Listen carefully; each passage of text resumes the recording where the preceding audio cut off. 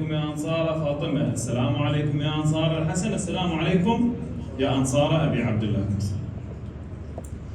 ونحن نعرف أن الكثير أو بعض ممن كانوا مع الإمام الحسين في عاشوراء لم يدركوا عصر النبي صلى الله عليه وسلم. شباب أعمار 15 سنة 13 سنة كانوا ما لحقوا بعصر النبي ولا عصر فاطمة الزهراء، وحتى بعضهم ما أدرك عصر أمير المؤمنين. فشلون ذولا يصيرون أنصار لرسول الله وأنصار؟ هل لأنهم نصروا الحسين عليه السلام اللي هو ابن بنت رسول الله لقرابته من النبي؟ احنا بالزيارة الإمام الصادق أول ما يقول شنو؟ السلام عليكم يا أنصار دين الله. هؤلاء نصروا المنهج الذي يسير عليه الإمام الحسين، نصروا رسالة الإمام الحسين، نصروا الدين اللي يمشي عليه الإمام الحسين. لذلك صاروا شنو؟ أنصار لله وأنصار لرسول الله وأنصار لأمير المؤمنين وأنصار لفاطمة وأنصار للحسن، ويبقون أنصار لمن يأتي بعد الإمام الحسين. لأنه احنا نقرأ في زيارة وارث: السلام عليك يا وارث عيسى، السلام عليك يا وارث آدم، يا وارث نوح، يا وارثهم كلهم. وارثهم بشنو؟ وارثهم بحمل رسالتهم، بتبليغ الدين. فهؤلاء اللي نصروا الإمام الحسين سلام الله عليه نصروا لأجل المنهج، لأجل المبدأ. فإحنا اليوم نريد نصير أنصار لله. قال عيسى: من أنصاري إلى الله؟ قال الحواريون شنو؟ نحن أنصار الله. شلون صاروا أنصار الله؟ لأنه نصروا المنهج اللي يصير عليه عيسى. فأي شخص اليوم ينصر الدين، ينصر المذهب، ينصر الحق، هذا يكون من أنصار الله. إن تنصروا الله ينصركم. على مر التاريخ من زمن النبي آدم إلى كل الأنبياء هناك خطين متوازيين: الحق والباطل، الله سبحانه وتعالى والشيطان،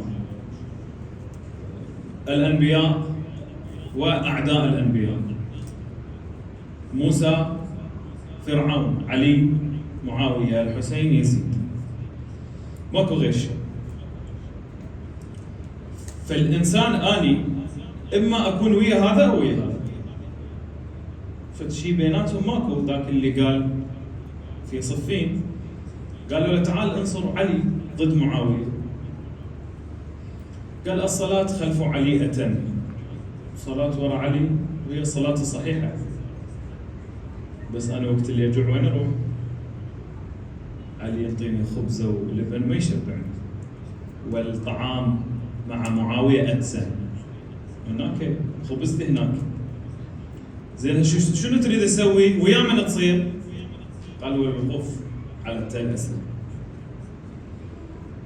أمير المؤمنين سلام الله عليه شنو يقول؟ يقول: من لم ينفعه الحق أضر به الباطل. الإنسان إذا ما كان مع الحق يقول: أنا ما أنصر الحق، ما أقف مع الحق، هذا تلقائيا يصير هو ويا الباطل. لأنه الإنسان اللي ما ينصر الحق هو هذا بحد ذاته الوقوف على التل هو هذا نصرة للباطل.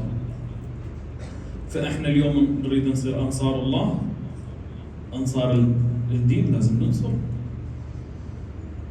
كل ما يتعلق بالدين. هذا إحياءنا لهذه المجالس.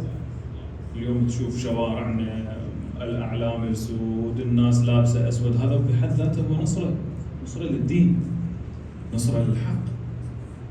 الواحد يشوف يقول: شكو الناس كلها لابسة أسود، منو ميت مثلا؟ واليوم استشهاد الإمام زين العابدين.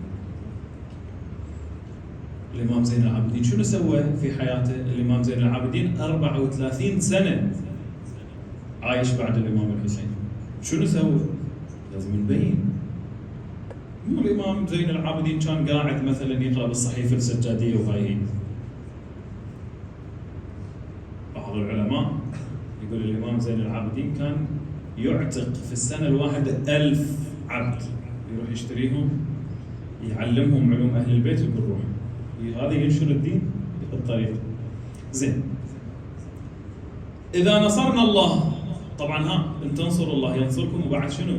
مو بس ينصركم، يثبت أقدامكم. هذا هواي، هذا موضوع واحدة بحد ذاته. موضوع الاستقامة هواي مهم. يمكن إنسان ينصر الدين، يلطم، يصير خوش واحد، يصلي فترة معينة، بس بعدين يتعب، يضوج، خلاص بطلت، كافي. يوميا نصلي مثل، يثبت أقدامكم. اجوا سئلوا الإمام الصادق سلام الله عليه، قالوا يا ابن رسول الله، واحد يصلي 40 سنة ويموت، وواحد ما يصلي 40 سنة ويموت، هذا يروح للجنة خالدا فيها، وذاك يروح للنار خالدا فيها. خالدا فيها ما حد يقدر يعرف شنو معنى خالدا فيها. يعني لا 1000 سنة، لا مليون سنة، لا مليار سنة، لا 10,000 تريليون سنة. علماء الرياضيات يقولون انفينيتي، إلى ما لا نهاية.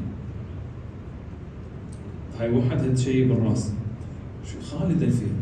فقالوا يا ابن رسول الله، هذا عبد الله 40 سنة، مو لازم الله يعذبه 40 سنة، يدخله للجنة 40 سنة، وذاك عصى الله 40 سنة، يعذبه 40 سنة، ليش خالدا فيها؟ شنو جواب الإمام؟ قال لأنه هذا اللي يعبد الله، لو الله يعيشه 1000 سنة يعبد 1000 سنة، يعيشه 1,000,000 سنة يعبد 1,000,000 سنة، يعيشه 1000 سنة 1000 مليون سنة يبقى يعبد. وذاك اللي يعصي، هذا اللي صار عمره 20 سنة وما يصلي، 30 سنة وما يصلي، شو بتصلي؟ من يصير 50 حتى لو يصير 80 ما يصلي. فهذا إذا صار عمره 1000، هو يدري عمره 40 ما يبقى أكثر 60 سنة وما يصلي، إذا يدري بنفسه يبقى 1000 يصلي؟ ما يصلي. فهذا يروح إلى النار خالدا فيها. إخواني، إحنا حياتنا اللي نعيشها، واحد من الأنبياء مر على عابد شافه يعبد بالشمس، قال هل اتخذت لنفسك ظلا؟ ليش ما تسوي لك سقفية شمسك، واحد يصلي تسوي لك في سقف صلي جوا. قال يا نبي الله، مر علي نبي قبلك وقال إنك ستعيش 700 عام، 700 سنة راح تعيش. فيا نبي الله، هاي 700 سنة ما تسوى واحد يسوي له سقف وظل ويقعد يضيع وقت على مود. 700 سنة. قال لو أقول لك على أقوام راح يجون أعمارهم 50 و70. قال يا نبي الله، لو أدركتهم لقضيت عمرهم في سجدة واحدة. 700 سنة وما يسوي له ظل. وهسه احنا التبريد والظل وكل شيء، يقول له تعال صلي بس ركعتين 4 ركع، ما تاخذ 10 دقائق، ما بيحيل. اليوم واحد كان يسولف، شيخنا انا من اخلي التربه واوقف شنو اسوي؟ شيطان. مو شيطان، وانت ما تقدر تصلي. زين، هذا اللي ما يصلي وين يروح؟ فاخواني، شوف الثبات، الاستقامه، هذا مهم. والانسان يسوي فد عمل زين، هذا كلش زين، بس ايش قد يثبت على هذا العمل، هذا المهم. زين، ان تنصروا الله. النبي صلى الله عليه واله وسلم في يوم طلع مر بالسوق، فشاف واحد عنده يقال جواد ويقال ناقة، إما حصان أو أنثى البعير. فقال يا فلان تبيعها هذه؟ قال نعم يا رسول الله. بكم؟ قال مثلا ب4 دراهم أو 4 دنانير. النبي قال ما يخالف، أنا اشتريت، بس الآن ما عندي فلوس، ما عندي وياي فلوس، أروح للبيت أجيب فلوس وأجي. هسه النبي راح يجيب من البيت يتداين، ما كان عند النبي. قال روح يا رسول الله أنا منتظرك. راح النبي جاب الفلوس، يجي لقى هذا بايعها، مزودين نفد مثلا دينار. شلون هسه بالمعارض مال السيارات يعطي ورقة فوقها يبعد، ينسى لا وعد ولا كذا، روح كل القيم تسقط. فالنبي قال أنا مو اشتريت منك، شلون تبيع؟ قال يا رسول الله فلوسك وين؟ قال هاي بيتي. قال وناقتي عندي. كل واحد بطريقه. المسلمين بالسوق سمعوا واجتمعوا، شنو السالفة، شنو القصة كذا. اجى واحد من بعيد، ما الخبر؟ قالوا ناقخ، افتح الطريق وصل. هذاك ايش قال؟ قال يا رسول الله انت مو علمتنا انه واحد اذا يدعي فد شيء لازم يجيب شهود؟ عندك يا رسول الله شهود؟ شوف يدور شهود من رسول الله. فهذا اجى قال انا اشهد يا رسول الله انك اشتريت هذه الناقه. منو كان هذا؟ خزيمة بن ثابت. النبي قال خزيمة انت ما كنت، شلون تشهد انه انا اشتريت؟ قال يا رسول الله صدقناك بامر السماء، صدقناك بالغيب، وجيت قلت لنا اكو الله واكو جنه واكو نار وعذاب ونكذبك بناقه معقوله؟ شلون يصير؟ فالنبي شنو قال؟ قال خزيمة شهادته بشهادة رجلين يكون بينهم فسمي بذي الشهادتين. شوف شلون الإنسان ينصر الحق. أنا يوم اللي أقف أمام موقف حق ما أتردد إنه أنصر الحق، أنصر أهل الحق. زين هسه إذا نصرنا الله سبحانه وتعالى على شنو ينصرنا؟ ينصرنا على 3 أشياء. أولاً ينصرنا على الشيطان اللي قال رب العالمين شنو قال؟ لأقعدن لهم صراطك مستقيم، عدو لنا. الشيطان عدو للإنسان. وينصرنا على أعدائنا الكافرين، كل عدو خارجي إذا نصرنا الله سبحانه وتعالى ينصرنا عليه. وشوف اليوم تجربة العالم الإسلامي. هذا 2. 3 وهو شاهدي من الحديث ينصرنا على النفس. أصحاب النبي راحوا إلى غزوة رجعوا وقال مرحبا بقوم قضوا الجهاد الأصغر وبقي عليهم الجهاد الأكبر. قالوا يا رسول الله دماء وسيوف وحرب وتقول جهاد أصغر؟ لا، شنو الجهاد الأكبر؟ قال الجهاد الأكبر جهاد النفس. النفس أعداؤك نفسك التي بين جنبك. النفس في رواية كمثل أخبث الدواب إن لم تعقلها حارت. هذه نفس الإنسان أخطر عدو للإنسان. ليش؟ لأن العدو الخارجي قدامي أشوف. الشيطان من يوسوس لي يقول لي اسمع أغاني، واضحة هذا من الشيطان. الشيطان من يقول لي لا تروح تصلي جماعة بفلان مكان لأنه مثلا هذا الإمام مو عادل مثلا، أو يطول بصلاته. أعرف هاي الوساوس منين؟ من الشيطان. بس إذا كانت الوساوس من نفسي، النفس تزين، تغير لك، تبدل لك الحق. حب الراحة، حب الأنا، حب النفس. ليش ما يسلم علي فلان؟ ليش بس أنا أسلم عليه؟ هي تأطر لك المعصية أو كذا بإطار شيء جميل. يعني هم ما زاروني أنا ما أزورهم مثلا، ما سلموا علي ما أسلم عليهم. هذا من النفس. فخطورة النفس على الإنسان إذا ما يروضها، إذا ما يعالج، ما يقتلع جذور الخطايا من نفسه، شوف هذه النفس تخلي الإنسان تهوي به إلى قعر جهنم والعياذ بالله. السيد عادل العلوي رحمة الله عليه يقول كنت شاب صغير عمري 15 سنة، ووياي أصدقائي سوينا موكب وقلنا شلون نجاهد نفسنا. احنا بعد طلبة حوزة بس بهالعمر 15 سنة يفكر شلون يجاهد نفسه. وهسه احنا بعض الناس عمره 20 25 30 وخلي نفسه بكيفه على الهواء. فيقول احنا عندنا ممكن نوزع شاي وماء، فقلنا نبدي نجاهد نفسنا انه ما نشرب شاي.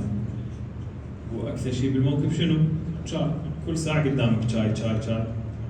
فاحنا قررنا انه ما نشرب شاي. منو اخر واحد يبقى ما يشرب شاي يجاهد نفسه زين؟ فيقول بدينا بسم الله 1 محرم ما حد يشرب شاي، حد يوم 2 محرم 3 محرم واحد راح شرب، يوم 4 محرم 5 يقول لي لا 7 محرم كلهم شربوا شاي. بقى بس السيد يقول انا ما شربت. عمره ايش قد؟ 15 سنه. شوف الاراده، شوف جهاد النفس. 15 سنه شاي ما شرب. يقول خلصت ال10 قالوا سيد انت خلاص فزت علينا اشرب شاي. يقول ما يحتاج.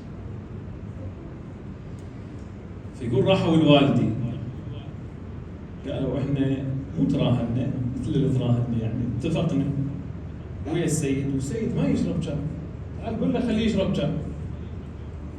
فيقول والدي حاكاني قال سيد ليش ما تشرب شاي؟ قلت له انا اريد اجاهد نفسي. انت والدي اذا تأمرني امرك مطاع اشرب شاي. يعني الاخوه الشباب معصيه الاب والام خطأ كبير. الانسان ما لازم يعصي ابوه وامه، لازم يسمع كلامه. قال انت والدي تأمرني على عيني وراسي اشرب، تقول لي سوي فلان شيء اسوي، بس اذا ما تأمرني خليني برات. قال لا ما امرك. فيقول من عمري 15 سنه الى عمري 23 سنه انا ما شربت شيء. ايش قد كم سنه؟ من قوي بالرياضيات 8 سنوات. 8 سنوات شاي ما شرب. خلاص اجاهد نفسي. زين شلون شربت سيدنا الشاي؟ يقول رحت اخذ درس يا استاذ بالاخلاق، فقدم لي شاي بالبيت مالتي. فيقول انا قلت له ما اشرب شاي. قال بس سيد هذا مو من الاخلاق. ليش لا سامح الله مو من الاخلاق؟ قال لي انا ما عندي ضيافه بالبيت غير شاي، فانت راح تخليني انحرج واضطر انه اروح اجيب لك شيء ثاني وكذا. قال لا اذا هيك شيء انا اقبل. شوف شلون جاهد نفسه 8 سنوات ما يشرب شاي، بس يوم اللي صارت تتعارض الاخلاق قال لا تجيب الشاي اشرب الشاي. هو رحمه الله عليه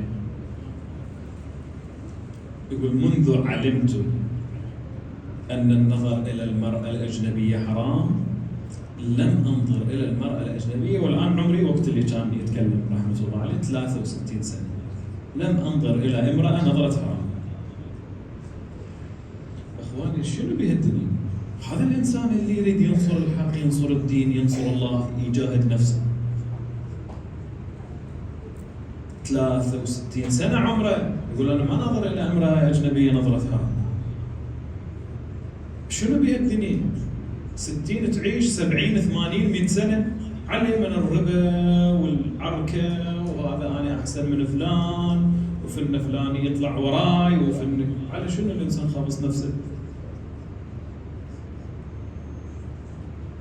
نص متر بنص متر، ايش قد طوله مترين، ويلفونه ويحطونه هناك. الله وكيلك لا يحرك ايد ولا رجل. اذا اجوا من كانوا النكير حتى حلقه ما يقدر، ذاك السبع اللي ما حد يقدر يصيح انقذوني. زين هناك شنو اللي ينقذك اذا اخلاقك ويا الناس ما كانت اخلاق زينه؟ اذا انت تاكل حلال الناس، اذا انت تاكل حقوق الناس. فاحنا اذا نريد ننصر الله سبحانه وتعالى وننصر دين الله سبحانه وتعالى، والله سبحانه وتعالى ينصرنا، لازم نسير على طريقة هؤلاء، على طريقة الأئمة. شوف الإمام زين العابدين سلام الله عليه وهو صاحب هذه المصيبة يقول لو ائتمنني قاتل أبي، هاي الأمانة، لو ائتمنني قاتل أبي على السيف الذي قتل فيه أبي لرددت إليه أمانته. شلون يعلمنا اليوم قاتل أبوي بسيف اللي قتل أبوي خليه أمانة يمي أرجع لي. هذه أخلاق أهل البيت سلام الله عليه. فتشوف الصحيفة السجادية، الأدعية اللي الإمام سلام الله عليه يربي بها الأمة، رسالة الحقوق. اقرأ إخوانا رسالة الحقوق، شنو حق أخوك، شنو حق إيدك، شنو حق رجلك، شنو حق جارك، شنو حق. هذه اللي روايات أهل البيت مستفيضة بها. فالإمام سلام الله عليه شاف الأمة يوم اللي انتكست، رجع يربي الأمة من جديد، يرجع الأخلاق للأمة. فما عرف سلام الله عليه إلا بعفوه وسماحه وحسن سيرته مع الناس. كأنه هشام. كلكم تعرفون قصة يوم اللي اجى الإمام يلزم الحجر الأسود وقال هذا منه؟ الشاعر قال هذا الذي تعرف البطحاء وطأته والبيت يعرفه والحل والحرم، هذا ابن خير الناس كلهم. هذا هشام. فد يوم صار انقلاب علي بالحكم، كمشو إما هو أو عبد الملك بن مروان، واحد من هالشاكل. كمشو صار عليه انقلاب، أخذوه قالوا أي واحد عنده حق وياه يجي ياخذ حقه من عنده. وقفوه بالشارع، شلون هسه بالساحة هاي، أي واحد يطلبه راجدي دفرج، تعالوا خذوا حقوقكم من عنده. يقول ما هممت إلا لزين العابدين. كل الناس أنا مأذيها أتحملها راجدي، بس زين العابدين أنا إيش قد مأذي، إيش قد مأذي بني عمه العلويين، إيش قد مأذيهم. هذا قلت شي خلصني من عنده. فإجا الإمام زين العابدين مرضي، شو يسوي لك هاي؟ ايش تتوقع؟ واحد هالقد مأذيك ما شاء الله، سجون وتعذيب ومراقبة شو تسوي له؟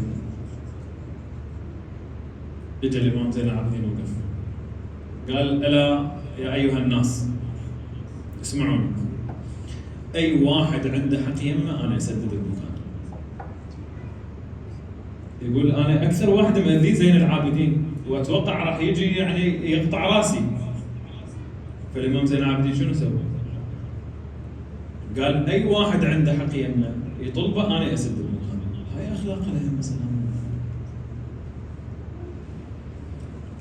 فتشوف للإمام زين العابدين سلام الله عليه مكانه في تربية الناس، في تربية أصحابه. أبي حمزة الثمالي فلان وفلان وفلان، الذي سلام الله عليه كان يذكر الناس دائما بمصاب الإمام الحسين سلام الله عليه. ما مر أو ما قدم له طعام أو شراب إلا وبله بدموعه حزنا على أبي عبد الله. ما شرب الماء إلا ذكر الإمام الحسين، ما أكل الطعام إلا ذكر الإمام الحسين. يمر في سوق القصابين يشوف يذبحون كبش، يقول للقصاب هل سقيته الماء؟ قال يا ابن رسول الله نحن معاشر القصابين لا نذبح الذبيحة حتى نسقيها الماء. فالإمام زين العابدين هالمجالس اللي احنا نسويها الإمام اللي أسسها هو والسيدة زينب بالسوق الإمام يقول تسقون الكبش الماء، أبي الحسين ذبحوه عطشان، أخي الأكبر ذبحوه عطشان، عبد الله الرضيع ذبحوه. يسوي مجلس الإمام زين العابدين سلام الله. هكذا أحيا الإمام الأمة، روح الأمة سلام الله عليه. نعم لما مروا بالإمام وعيال الإمام سلام الله عليه إلى الشام، بعد أيام يصل ضعن الإمام إلى الشام. أجركم الله أيها المؤمنون، روي عن سهل بن سعد الساعدي قال خرجت إلى بيت المقدس حتى وصلت إلى الشام، فإذا أنا بمدينة مطردة الأنهار كثيرة الأشجار، وأهل الشام قد علقوا الستور من الديباج والحرير وهم فرحون مستبشرون. يقول قلت في نفسي هل لأهل الشام عيد لا نعرفه؟ يا أهل الشام ألكم عيد لا نعرفه نحن المسلمون؟ قالوا يا سهل بن سعد الساعدي ما لنا عيد ولكن هذا رأس الحسين وآل الحسين قد جاءوا به من العراق إلى الشام. أجركم الله أيها المؤمنون. يقول عجبت كيف السماء لا تمطر دما والأرض لا تخسف بأهلها. أجركم الله. يقول بينما نحن كذلك وإلا يا بالرايات تدخل إلى الشام. قلت من أين الدخول؟ قالوا من باب تسمى باب الساعات. وإذا بالرايات تدخل وأرى الرماح معلقة علي الروح. أجركم الله أيها المؤمنون. يقول تقدمت وإلا بي أرى إمامي زين العابدين عليه السلام وفي يديه السلاسل وفي رجليه. بس يقول شفت الإمام زين العابدين كأنه يلبس أحمر. الإمام بمثل هيك مصيبة شلون يلبس أحمر؟ دنوت من الإمام عليه السلام وإلا به ملابس بيضاء وقد احمرت من الدماء. أجركم الله أيها المؤمنون. قال له يا سيدي يا علي بن الحسين أنا سهل بن سعد الساعدي ممن رأى رسول الله وسمع كلامه. مولاي ألك حاجة أقاد أسيرا إلى دمشق كأنني من الزنج عبد غاب عنه نصير. وجدي رسول الله في كل مشهد وشيخي أمير المؤمنين وزير فيا ليتني قد قتلت ولم أكن يراني يزيد في البلاد أسير.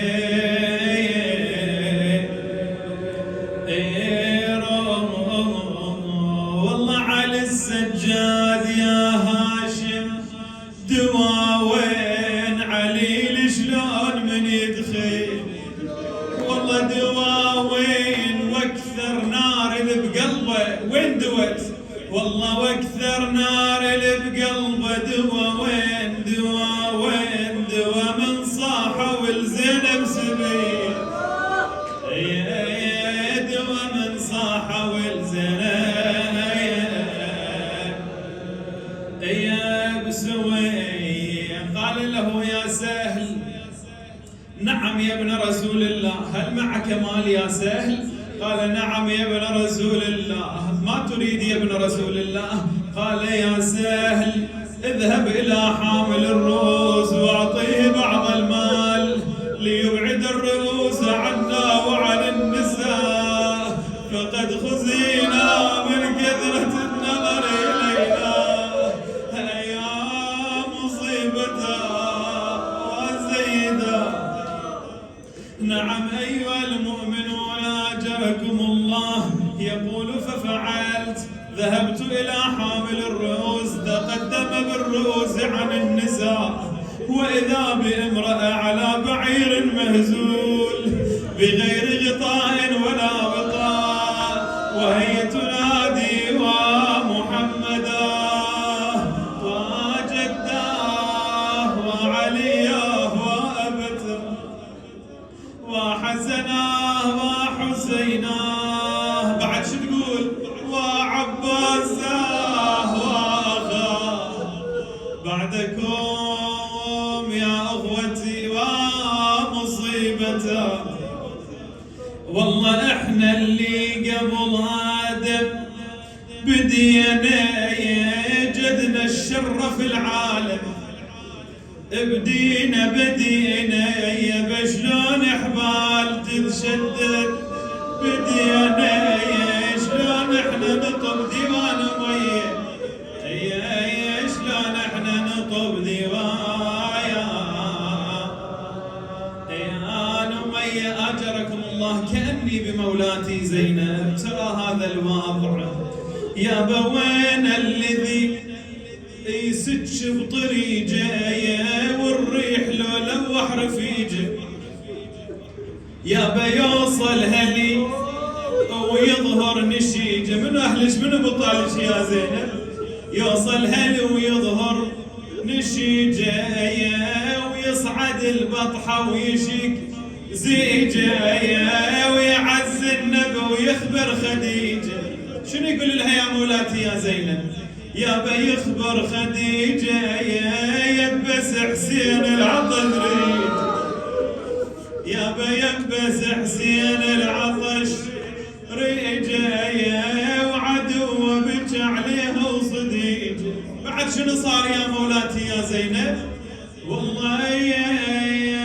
وشبت بالمخيم حريجة شبت بالمخيم حريجة يا بل محمد يحشمه ويهيج يسل صار مل يرهب برجايا ويقل وقت زينب بضيجه ويقل وقت زينب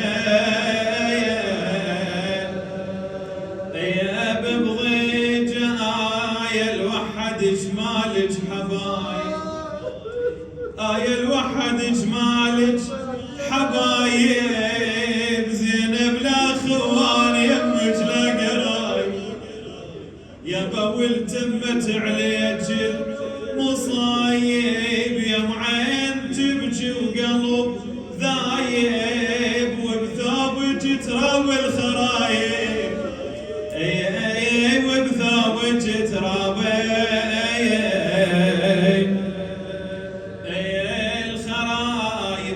الدعاء وأسألك الدعاء يا بتنصاب المصايب بس على السجاد تنصاب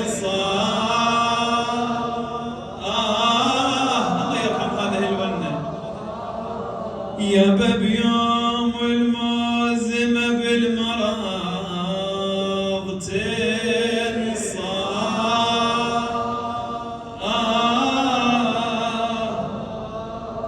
المآتم إلك يا مولاي تنصار